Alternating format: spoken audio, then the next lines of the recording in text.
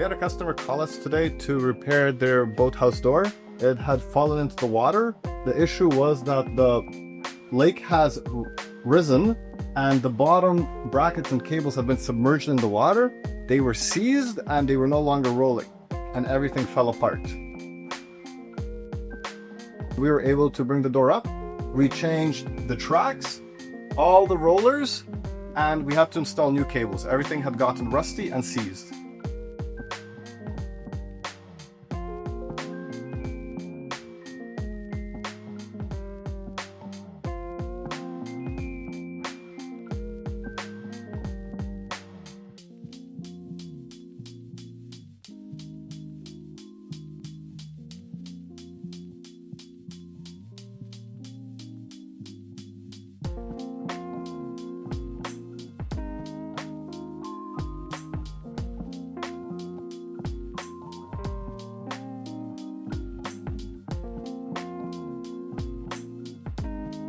If you have a similar problem, call Garage Door Geeks.